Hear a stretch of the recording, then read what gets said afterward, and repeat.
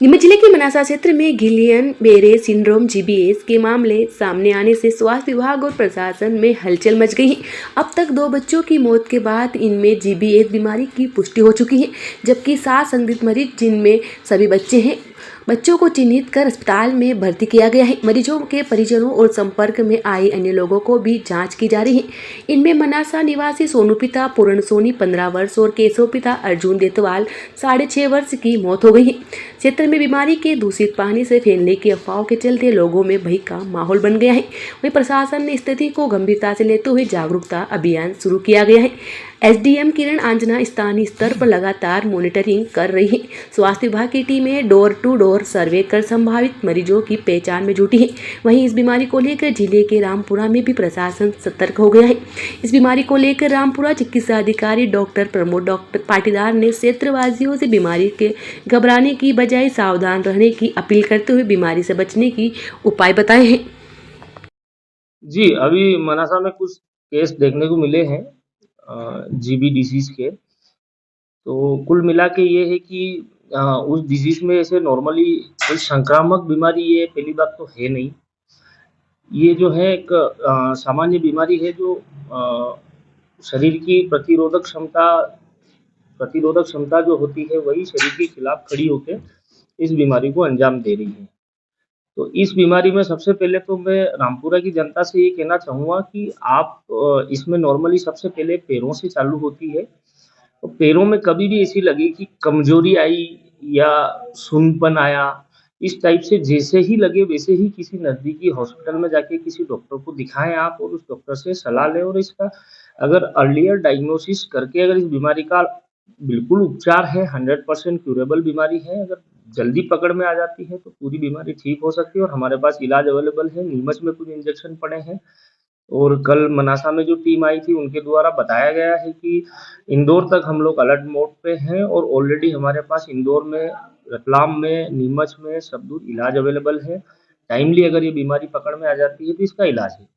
दूसरी बात ये है कि मैंने नगर परिषद को भी अवगत कराया। पहले तो मैं बता दूँ ये कोई पानी या वायरस या बैक्टीरिया से फैलने वाली बीमारी नहीं है।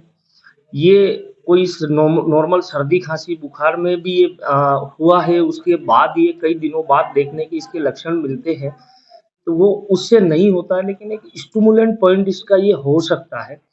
तो बोलते हैं कि बोले सबसे पहले क्योर कर लें, प्रिवेंशन कर लें, तो प्रिवेंशन मोड पे मैंने नगर परिषद को भी अभी अवगत कराया है कि आप जो पानी है, पानी का शुद्धिकरण करें, जो पीने का पानी जो स्रोत हैं, उसमें क्लोरीनेशन आपके द्वारा किया जाए और जगह-जगह आम जनता जो रामपुरा की है, उनसे भी मेरा निवेदन है कि आप क्लोरीन की गोली लाएँ, जो भी पानी पी रहे हैं, उसमें क्लोरीन डाल के पिएँ या फिर पानी को 10 मिनट तक उबालें, है ना? उबाल के ही वो पानी का यूज़ करें। दूसरा सर्दी, खाँसी, बुखार वाला कोई भी मरीज़ है उससे आप दूरी बनाएँ।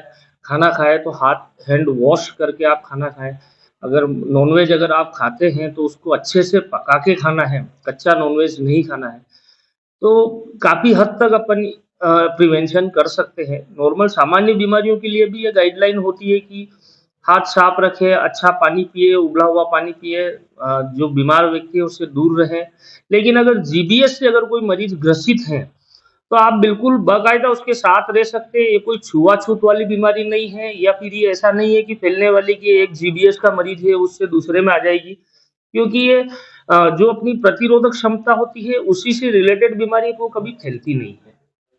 तो नॉर्मली यही है मेरा कि थोड़ा-सा भी पैरों में कमज़ोरी या पैरों में कमज़ोरी या नमनेस जैसी आती है, टिंगलिंग सेंसेशन जिसको बोलते हैं, सूनपन ऐसा कुछ भी आए तो तुरंत आप हॉस्पिटल दिखाएँ और इसको जल्दी अपन पकड़ लेंगे तो इसका बिल्कुल इलाज है, 100% इलाज है, कोई डरने वाली और पैनिक करने वाली कंडीशन नहीं है।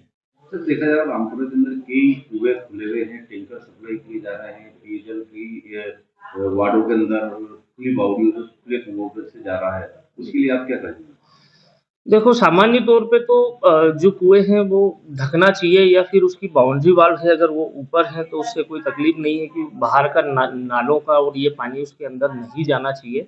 और ये नगर परिषद जो है साफ-सफाई रखती है उसमें क्लोरीनेशन और ब्लीचिंग पाउडर वो हमेशा करते रहते हैं। जैसी मेरी कल सीएमओ साहब से बात हुई थी तो उनके द्वारा बताया गया है कि हम लोग बाकायदा ब्लीचिंग पाउडर और क्लोरीनेशन उसमें करते रहते हैं। तो बिल्कुल स्वाभाविक सी है कि अभी अपना जो पानी है रामपुरा का वो शुद्ध मिल रहा है, जिस हिसाब से उनने बताया उस हिसाब से। और बाकी और मैंने चेतावनी दे दी है कि ऐसा कोई स्रोत अगर छूटे हों तो उनको आप कवर करें, और उनकी अगर गंदगी है या नाला बह रहा है और पास से नाले का पानी अगर अंदर गिर रहा है तो बाउंड्री वाल बना के उसको कंप्लीट करिए।